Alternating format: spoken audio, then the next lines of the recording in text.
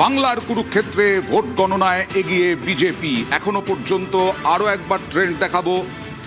BJP 195টা আসনে এগিয়ে, প্রায় 200-র কাছাকাছি। 93টা আসনে এগিয়ে তৃণমূল। 100 হয়ে গিয়েছিল তৃণমূল, কিন্তু সেই 100-র গণ্ডি পার করতে পারেনি এখনো। লেফট একটি আসনে এগিয়ে, কংগ্রেস একটি আসনে এগিয়ে, 3টি আসনে এগিয়ে অন্যান্যরা, যার মধ্যে হুমায়ুন কবির, আম জনতা উন্নয়ন পার্টি, হুমায়ুন কবির 2টো আসনেই যথেষ্ট পরিমাণে এগিয়ে, যথেষ্ট ব্যবধানে এগিয়ে। আর 93টি আসনে যদিও মমতা বন্দ্যোপাধ্যায় এখনও বার্তা দিচ্ছেন তৃণমূল কংগ্রেস কর্মীদের যে শেষ সময় পর্যন্ত তাদের থাকতে হবে, সূর্যাস্তের পরে তারা জয় পাবেন, এরকমটাই বলা হচ্ছে।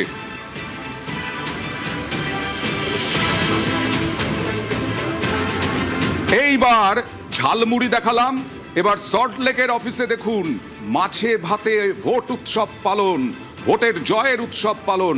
মাছে ভাতে, মাছ ভাত নিয়ে অনেক কথা শুনতে হয়েছে বিজেপিকে। মাছ খেতে দেওয়া হবে না, বিজেপি ক্ষমতা এলে পরে মাংস খেতে দেওয়া হবে না, এই নিয়ে প্রচার করেছেন বিজেপি প্রার্থীরা। মাছ নিয়ে কিছুক্ষণ আগে দিল্লিতে ঝালমুড়ি খেয়ে উৎসব পালন দেখলাম বিজেপি কর্মীদের, আর সেই ছবি উঠে এসেছে সোনিয়ার ক্যামেরায়। কথায় রয়েছে না, মাছে ভাতে বাঙালি, আর এই মুহূর্তে আমার হাতেও মাছ। মাছের মাথা বলা ভালো। ভাবছেন যে মাছের মাথা হাতে নিয়ে আমি কি করছি? এই মুহূর্তে আমি সল্টলেকের বিজেপির পার্টি অফিসে রয়েছি, আর তার কিচেন রুম অর্থাৎ হেসেল, সেই হেসেলে বড় বড় মাছের মাথা দেখা যাচ্ছে। তার কারণ এই সংস্কৃতি নিয়েই সম্প্রতি জোর বিতর্ক হয়েছিল। বিভিন্ন জায়গায় বিজেপি এগিয়ে, তখন এই মাছের মাথা, মাছ ভাত আর নানা মেনু রয়েছে ইতিমধ্যেই। কারণ খাওয়া দাওয়া চলছে জোর কদমে। কোথাও গিয়ে বোঝানোর চেষ্টা করা হচ্ছে কি যে মাছে ভাতে বাঙালি, এ কথাটা সত্যি। সংস্কৃতির কথা যা বলা হয়েছে সে কথা বিজেপি মেনেই চলতে চায়। আনন্দ, পরিবর্তন, আমরা চেয়েছিলাম পরিবর্তন, সেটা মানুষ স্বতঃস্ফূর্তভাবে সাড়া দিয়েছে। আমরা বাঙালিরা মাছ ভাত খেয়েছি, খাচ্ছি, সারা জীবন খাবো। পেরে মাছ ভাত খাওয়া হচ্ছে, সাথে আরো নানা মেনু রয়েছে। বিজেপির সল্টলেক পার্টি অফিসের ছবিটা ঠিক এই কথাই বলছে। বিজেপি হয়তো যে বিতর্ক তৈরি হয়েছিল মাছ নিয়ে, সেই বিতর্ককেই বোঝানোর চেষ্টা করছে মাছ ভাত খেয়ে যে সংস্কৃতি তারা হয়তো বজায় রাখতে চায়। ক্যামেরায় সায়ন্তনের সঙ্গে সোনিয়া, নিউজ 18 বাংলা, সল্টলেক। চেষ্টা করছে মাছ ভাত খেয়ে যে সংস্কৃতি তারা হয়তো বজায় রাখতে চায়। ক্যামেরায় সায়ন্তনের সঙ্গে সোনিয়া, নিউজ 18 বাংলা, সল্টলেক। মাছ আমার ভয়াবহ প্রিয়, আর সেই কারণে এই মাছ দেখে যথেষ্ট জিভে জল আসছে। মাছে ভাতে বাঙালি, যেন মাছে ভাতে বাঙালি থাকতে পারে। আর দেখুন ডিজে বাজিয়ে সল্টলেক বিজেপি দফতরে উচ্ছ্বাস, উন্মাদনা। ডিজে বাজিয়ে মহিলারাও অংশগ্রহণ করেছেন।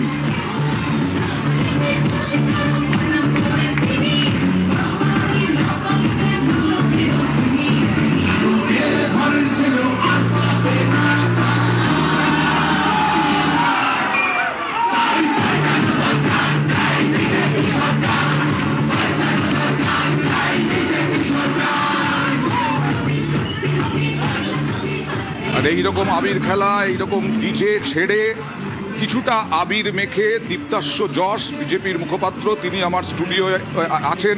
আমি আসবো, তার কাছেও আসবো, মধুজার কাছেও আসবো, উপাসনার কাছেও আসবো। তবে তার আগে এবার চলে যাব কান্দির ছবি। দেখুন কান্দিতেও মুর্শিদাবাদ জুড়ে গেরুয়া ঝড়।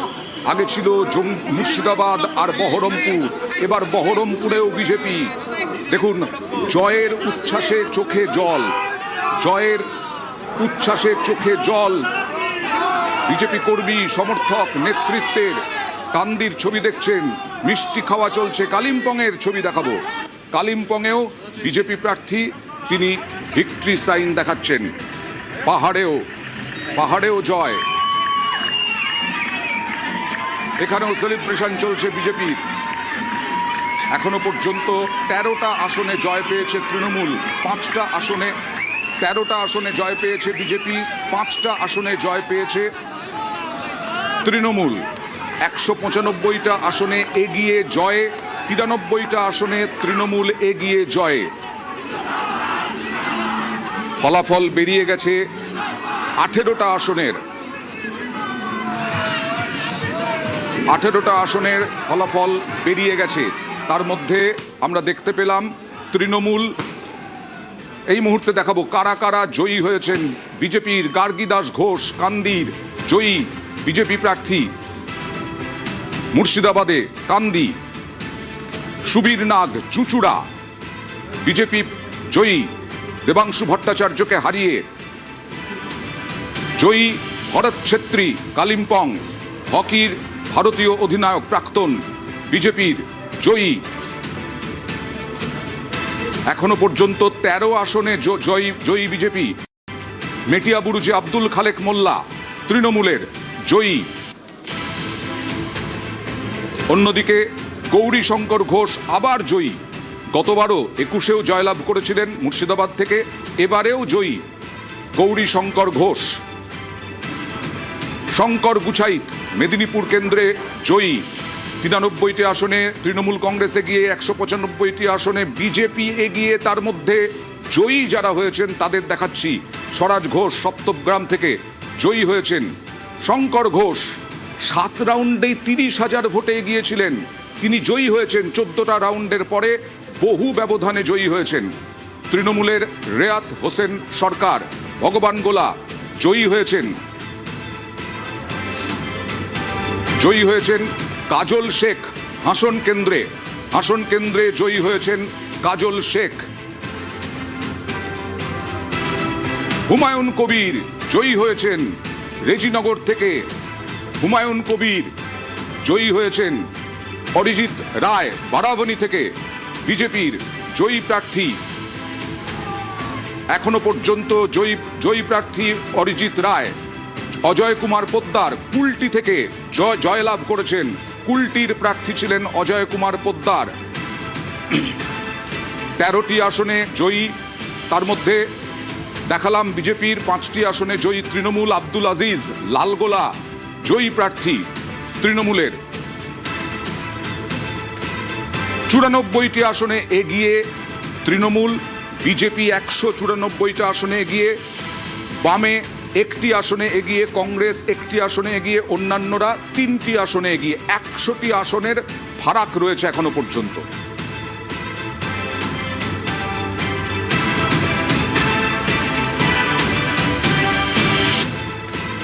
চুরানব্বইটি আসনে এগিয়ে তৃণমূল, বিজেপি 194টা আসনে এগিয়ে, বামে 1টি আসনে এগিয়ে, কংগ্রেস 1টি আসনে এগিয়ে, অন্যান্যরা 3টি আসনে এগিয়ে। 100টি আসনের ফারাক রয়েছে এখনো পর্যন্ত।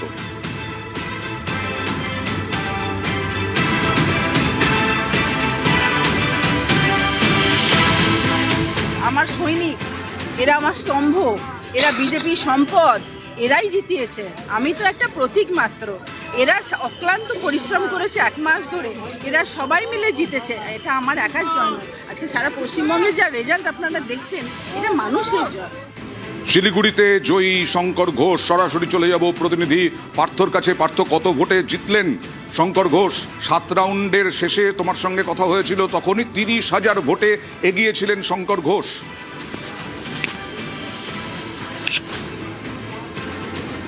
দেখো, তোমায় জানিয়ে রাখি, এখনো সরকারিভাবে এটা মানুষের জয়।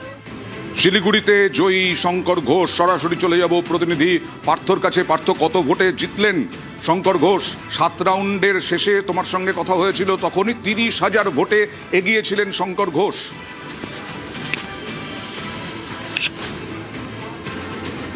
দেখো, তোমায় জানিয়ে রাখি, এখনো সরকারিভাবে কিন্তু ঘোষণা করা হয়নি দার্জিলিং আসনের যে 5টি বিধানসভা রয়েছে। তবে যা হিসাব রয়েছে এবং টেবিল অনুযায়ী যেভাবে কাউন্টিং চলছে, তাতে এখনো পর্যন্ত শঙ্কর ঘোষ তৃণমূল প্রার্থীর থেকে কিন্তু 62,000-এর বেশি ভোটে এগিয়ে রয়েছে। এবং গণনা বাকি রয়েছে, আর 2 রাউন্ড গণনা বাকি আছে, এবং তাতে তৃণমূল প্রার্থীগুলো সেটা মেকআপ করা সম্ভব নয়। স্বাভাবিকভাবেই 2021-এ এই শঙ্কর ঘোষ কিন্তু শঙ্কর ঘোষ এসেছিলেন, জয়ী হয়েছিলেন 2021-এ। আবারও কিন্তু 2026 তিনি কিন্তু বহু ব্যবধানে জয়ের পথে এগোচ্ছেন এখন সরকার। এবং আমি একবার কথা বলে নেওয়ার চেষ্টা করব তৃণমূল প্রার্থী গৌতম দেবের সঙ্গে, যে এই মুহূর্তে ব্যাপার হলো যে পোস্টাল ব্যালট নিয়ে আমি অবজেকশন দিলাম, যে পোস্টাল ব্যালটের 5টা ট্রাঙ্কের মধ্যে 4টে বড় ট্রাঙ্ক খোলা, মানে একটা লক আছে, একটা দিকে লক নেই, সেটা দোমড়ানো, ওটা এইভাবে হ্যান্ডেল টানলে ভেতরে হাত ঢোকানো যাচ্ছে। এবার যখন কাউন্টিং, ওরা বললাম যে এটাকে বন্ধ রাখুন, বন্ধ রেখে এখন কাউন্টিং শুরু করলো। কাউন্টিং শুরু করে দেখা যাচ্ছে যে বিভিন্ন 3টে ক্যাটাগরি পোস্টাল ব্যালট হয়, তাতে ওদের যে নাম্বার আর পোস্টাল ব্যালট 200+ বেশি, আর একটা এনভেলপ পুরো খোলা, সেটা এখনও কাউন্টিং হয়নি। সেটা কাউন্টিং হলে প্রায় 225 বা 250-র মতো, হিসাবও মেলাতে পারছে না। পুরো ম্যানুফ্যাকচার ট্যাম্পার্ড পোস্টাল ব্যালট এরা নিয়ে এসছে খোলা, কী বলে, ট্রাঙ্কে, 4টে ট্রাঙ্ক। আর যতগুলো এখানে এখন পর্যন্ত ভোট হলো, দেখলাম ভোটের প্যাটার্ন মানে একটা মেশিনে করে দিলে যেরকম হয়, একটা শার্টের নাম্বার 100-150 বা 25-30 কম, 250, 270, 265, আর সেইখানটা বিজেপি 450, 550, এই প্যাটার্নে টোটাল ভোটটাকে দেখলাম করা। আর আর সবচেয়ে যেটা ইম্পর্টেন্ট ব্যাপার, 93% ব্যাটারি চার্জ, হোল ডে 11 ঘন্টা 12 ঘন্টা পোল হয়েছে, 93% থেকে 90% অবধি ব্যাটারি চার্জ আছে। সেটাও আমরা রিটেন কমপ্লেন করলাম যে 11.5 ঘন্টা 12 ঘন্টা হলে 70%-এর নিচে ব্যাটারির চার্জ হবে। তাহলে ব্যাটারির চার্জ এখানে 93% থাকছে কীভাবে, 90% থাকছে কীভাবে, মিনিমাম 90%। ইভিএম তো পুরো টেম্পার্ড ইভিএম, না হলে 90%, 93% ব্যাটারি চার্জ থাকবে না। আর এনভেলপ তো আমি একেবারে চোখের সামনে দেখতে পাচ্ছি, প্রত্যেকটাই কমপ্লেন করলাম যে 5টা বক্সের মধ্যে, ট্রাঙ্কের মধ্যে একটা ট্রাঙ্ক সিঙ্গেল লকের ট্রাঙ্ক ছিল, সেটা ওই তালাটা সিলটিল করা ছিল। ইভিএম এ কারচুপির অভিযোগ তুললেন, পোস্টাল ব্যালটে গাফিলতির অভিযোগ তুললেন। আমি এখানে বিজেপি নয়, তৃণমূল মুখপাত্রের কাছে যাব, তবে তার আগে রঞ্জিতের কাছে যাব। রানাঘাটে কোন কোন কেন্দ্রের খবর দিতে পারবে? এবং মতুয়া ভোট কোনো ফ্যাক্টরি হলো না, বিজেপির কাছে বিজেপি ফ্যাক্টর হলো মানে বিজেপির জয় ফ্যাক্টর হলো।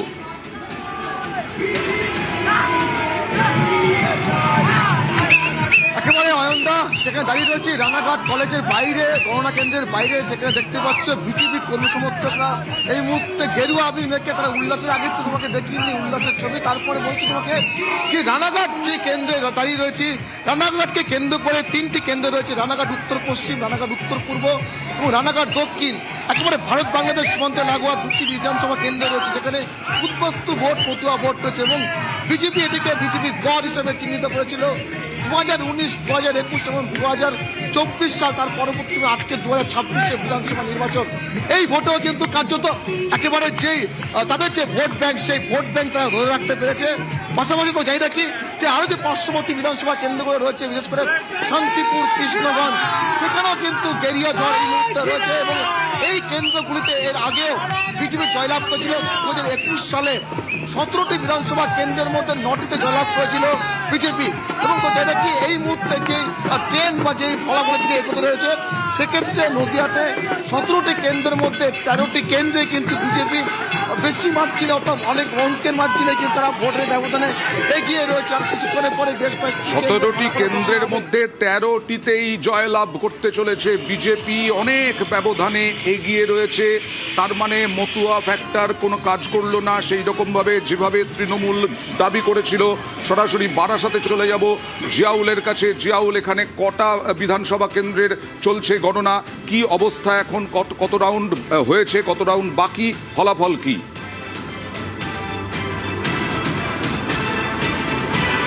দেখো, এখনো পর্যন্ত উত্তর 24 পরগনা 33টি বিধানসভা রয়েছে, সেই 33টি আসনেই কিন্তু গণনা চলছে। কিন্তু তোমাকে যেটা জানিয়ে রাখবো, যেখানে 33-5 ছিল, অর্থাৎ 28-5 ছিল, সেখানে কিন্তু একেবারে উল্টো চিত্র, ভিন্ন চিত্র দেখা যাচ্ছে এবারে।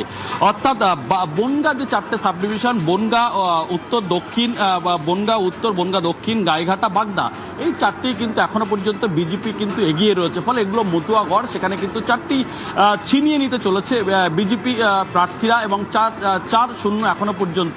অন্যদিকে বসিরহাট, যেখানে সবথেকে সংখ্যালঘু অধ্যুষিত এলাকা স্বরূপনগর, সেই স্বরূপনগর এলাকাও কিন্তু ইতিমধ্যেই বিজেপির প্রার্থী এগিয়ে রয়েছে। বাকি 7টা কিন্তু এখনো পর্যন্ত তৃণমূল এগিয়ে রয়েছে। অন্যদিকে তুমি যদি আসো বারাসাতের মধ্যে সবথেকে গুরুত্বপূর্ণ, এখানে বারাসাত এবং হাবড়া এই দুটিতেই কিন্তু এখনো পর্যন্ত বিজেপি প্রার্থী তারা কিন্তু এগিয়ে রয়েছে 7ম এবং 8ম রাউন্ডের পরে। অর্থাৎ একদিকে 7ম রাউন্ডে বারাসাতের যেখানে বিজেপি প্রার্থী, 10ম রাউন্ডে হাবড়ার বিজেপি প্রার্থী দেবদাস মণ্ডল 2380 ভোটে এগিয়ে রয়েছে। অন্যদিকে হচ্ছেন বারাসাতের শঙ্কর চ্যাটার্জি, তিনি কিন্তু 9ম রাউন্ডের শেষে 6336 ভোটে এগিয়ে রয়েছে। এবং আমডাঙ্গা, দেগঙ্গা এবং মধ্যমগ্রাম এগুলো কিন্তু ইতিমধ্যেই তৃণমূল কংগ্রেস এগিয়ে রয়েছে। এবং তোমাকে যদি বলি ব্যারাকপুরের মধ্যে, ব্যারাকপুরে কিন্তু অধিকাংশ, শুধুমাত্র একটি আসন বাদ দিয়ে বাকি সবগুলোই কিন্তু বিজেপি এগিয়ে রয়েছে। অর্থাৎ যেভাবে এই 33-5 যেখানে ছিল, এবারে কিন্তু পুরো ভিন্ন চিত্র হতে চলেছে। তার কারণ প্রায় এখনো পর্যন্ত প্রায় 16টাতে এগিয়ে রয়েছে বিজেপি। বিজেপি কিন্তু 16টাতে এগিয়ে রয়েছে বিজেপি। আমি যদি একটু ট্যালিটা দেখাই তাহলে উত্তর 24 পরগনায় 15-18টাতে এগিয়ে রয়েছে বিজেপি, 15তে এগিয়ে রয়েছে তৃণমূল। এর পরে কি হয়, পেছনো এগোনো আর কত হয় সেদিকে লক্ষ্য থাকবে। এখনো পর্যন্ত টোটাল 187 বিজেপি, 101 তৃণমূল এগিয়ে থাকার ক্ষেত্রে। তার মধ্যে আবার জয়লাভ করেছে 16টাতে বিজেপি আর 7টাতে তৃণমূল কংগ্রেস জয়ী হয়েছেন। এবার খড়গপুরে দেখুন, খড়গপুর সদর